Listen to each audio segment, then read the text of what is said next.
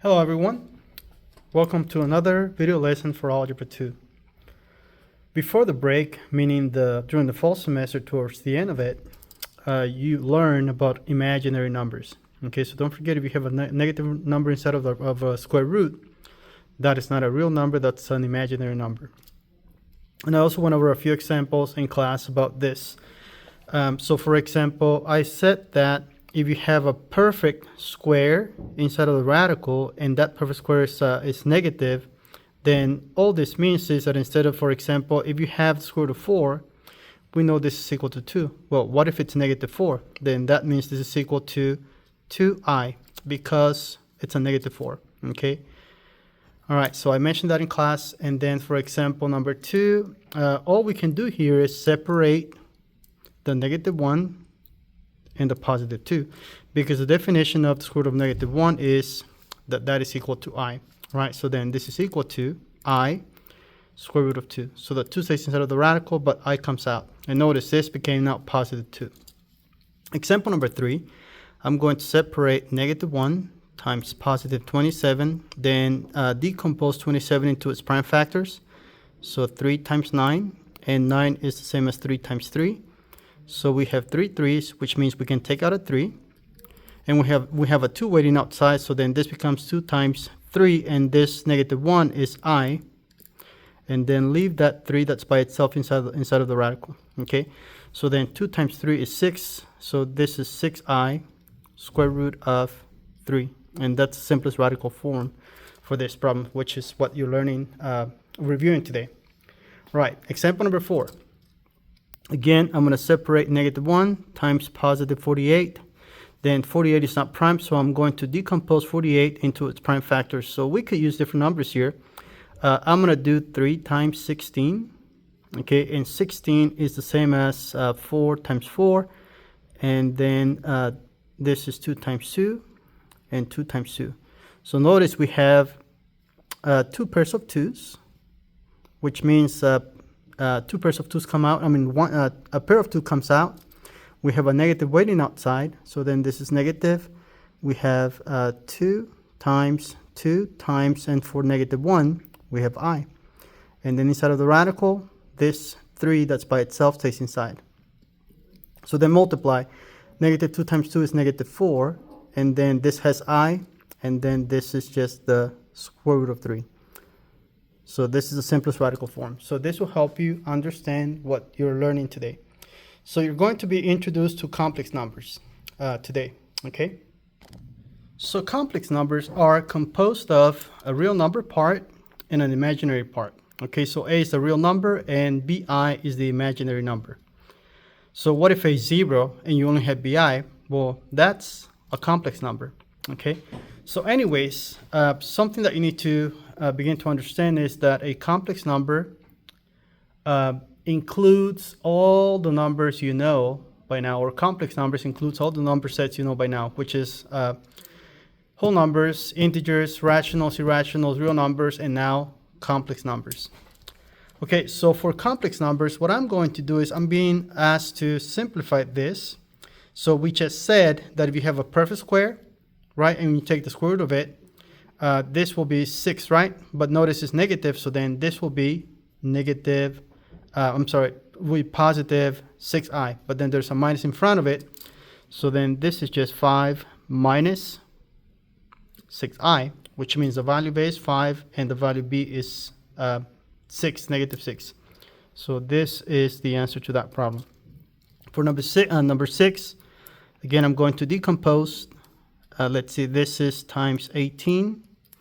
And 18 is 2 times 9, and 9 is 3 times 3.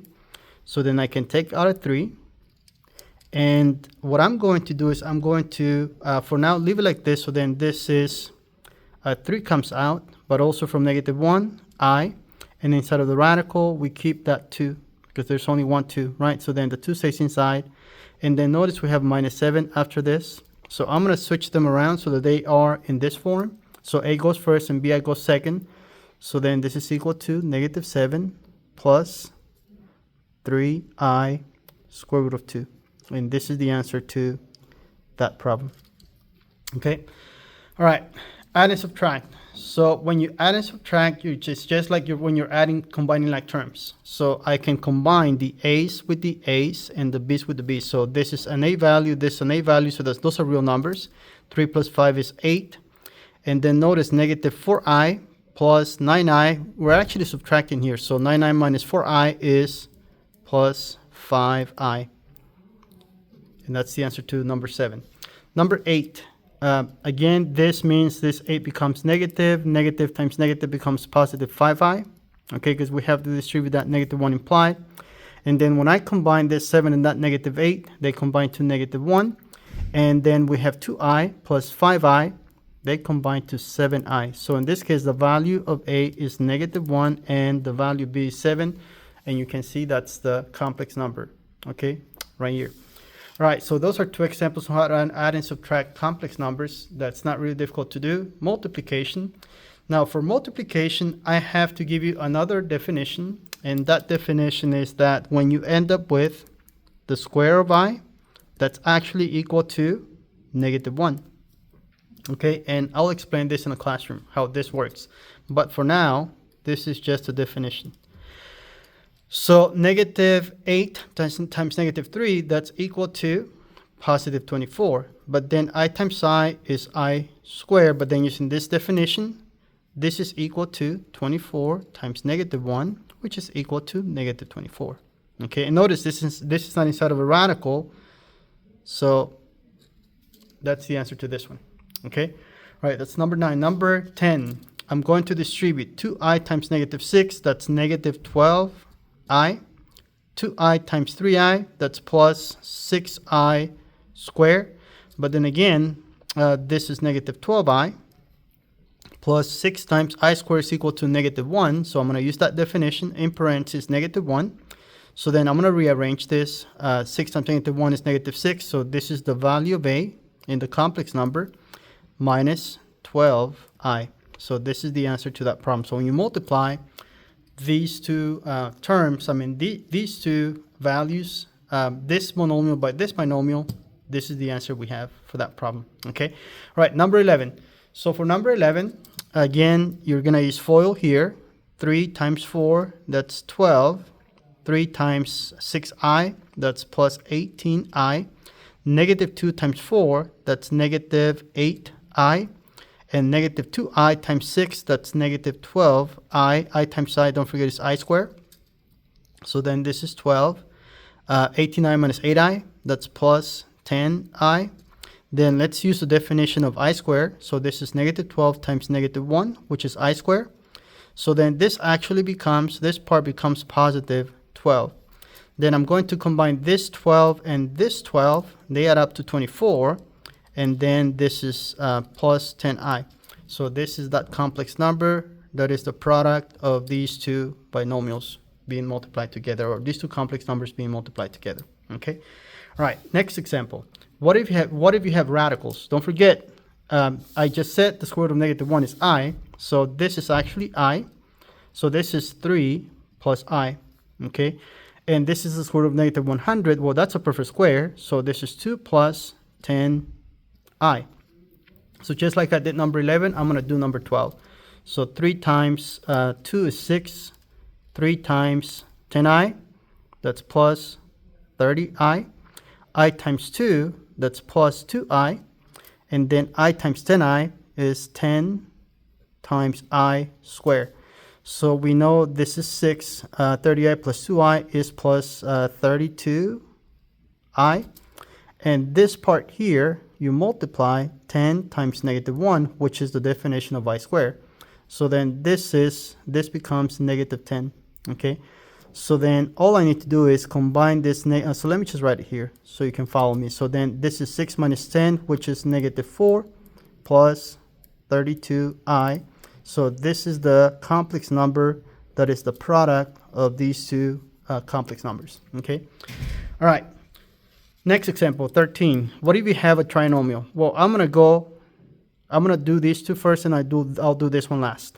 So 2 times negative 4, that's negative 8. I times I is I squared. Then I'm going to use the definition here. Okay.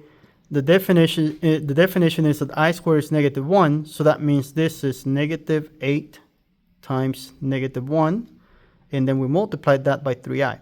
Well, this just becomes positive 8, so we're multiplying 8 times 3i, and then 8 times 3 is 24, so the answer is 24i.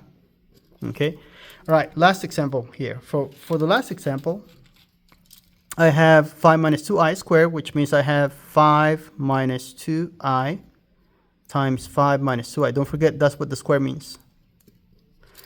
Okay, so then when I use FOIL to multiply these two complex numbers, which are the same, 5 times 5 is 25, 5 times negative 2i, that's negative 10i, negative 2 times negative 2i times 5, that's another negative 10i, negative 2 times negative 2, that's positive 4i squared. So then we have 25, negative 10 and negative 10 combined to negative 20i, and then 4, so plus 4 times I squared, which is negative 1. So then this 4 actually becomes negative. When I combine this negative 4 and that 25, I end up with 21 minus 20i, and this is the product of those two complex numbers. Okay, that's all for this video. Thank you for watching. I'll see you in the classroom. Bye-bye.